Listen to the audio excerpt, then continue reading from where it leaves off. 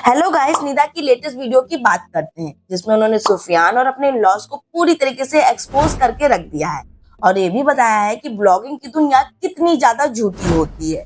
सुफियान ने उन्हें एक बार नहीं कई बार चीट किया है और उन्होंने सुफियान के सीक्रेट मैरिज की तरफ भी इशारा किया हुआ है। सुफियान और निदा टिकटॉक वीडियोस बनाते थे और एज अ कपल काफी ज्यादा सोशल मीडिया पर वायरल थे। ये दोनों शादी नहीं करना चाहते थे, ये अपने रिश्ते को और भी ज्यादा टाइम देना चाहते। फिर इनकी फैमिली ने ये समझाया कि तुम दोनों साथ में वीडियोस बनाते हो, इतने ज्यादा वायरल हो, प्यार भी करते हो तो शादी कर लो, क्योंकि इनकी फैमिली में कहीं ना कहीं सोसाइटी का प्रेशर था, क्योंकि इन लोग साथ में वीडियोस बनाते थे, जिसकी वजह से इन दोनों ने शादी कर ली। ये चीज मैंने इनकी लव स्टोरी ब्लॉग में देखा। फिर इन्होंने शादी करने के बाद ब्लॉगिंग करना शुरू कर दिया और इनके ब्लॉग्स बहुत तेजी से वायरल होने लगे। एक समय था कि इनके ब्लॉग्स काफी ज्यादा चलते थे। निदा के फेस वैल्यू का फायदा इनके इन-लॉज ने भी खूब उठाया, लेकिन यूट्यूब का एक रूल है, कोई इन्फ्लुएंसर कितना बड़ा क्यों ना हो, उसकी जिंदगी में डाउनफॉल आता ही है। और यहीं से पूरी कहानी शुरू हुई।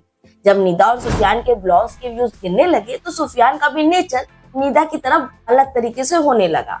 उस टाइम निदा प्रेग्नेंट भी थी, उनका वेट भी बहुत तेजी से बढ़ रहा था।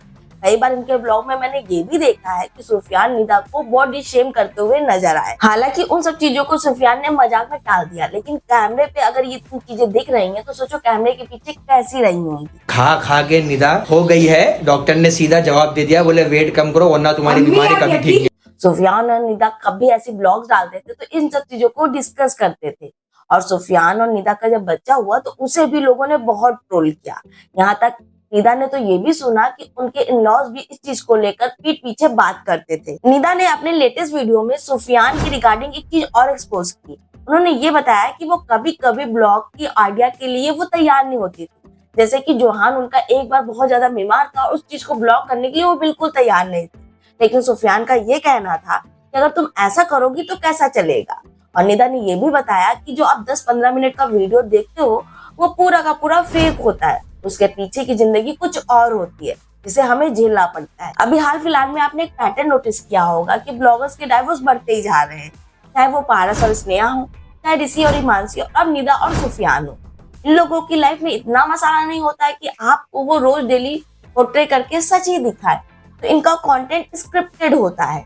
और आप ब्लॉगिंग करते हो तो आप पार्टनर एज अ पार्टनर आप दोनों को स्पेस नहीं मिलता है, क्योंकि ब्लॉगिंग करते वक्त आप दोनों साथ में रहोगे और ये रोजी रोटी है, आपको पर डे ब्लॉगिंग करना होगा। इसी से इनकी घर की ईएमआई जानी होती है, कार की ईएमआई जानी होती है, सारे शौक पूरे करने होते हैं, तो इन लोगों पे प्रेशर ज्यादा होता है और स्पेस बिल्कुल नहीं मिलता है इन लोगों को, जिसकी वजह से ये डाइवोर्स का कारण बनता है।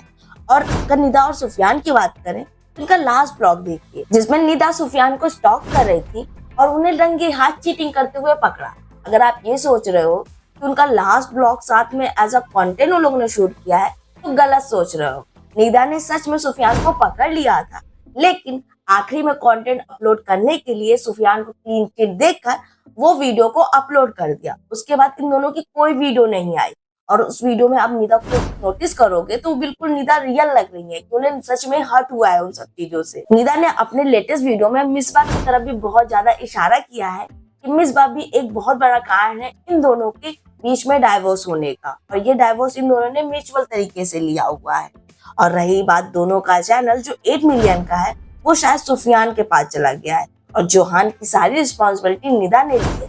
और निदा ने ये भी कहा है कि किसी ने फाइट भी नहीं की जोहान को लेने के लिए, और उनके इन-लॉज के मुंह से भी उन्होंने जोहान के लिए कुछ ऐसी बातें सुनी जो बिल्कुल उनके बर्दाश्त के बाहर थी, और सुफियान भी कभी इंटरेस्ट नहीं लेते थे। देखो, ये मैं बिल्कुल नहीं कह रही हूँ कि सुफियान का अटैचमेंट जोहान से नहीं था, बिल्कुल होगा, वो उनकी औलाद है, लेकिन मैं निदा के वीडियो के अकॉर्डिंग उनका पॉइंट ऑफ व्यू बता रही हूँ। मैं सुफियान को कुछ नहीं कह रही हूँ और हम लोग कुछ कह भी नहीं सकते जब तक सुफियान का कोई इसके रिगार्डिंग वीडियो नहीं आता है।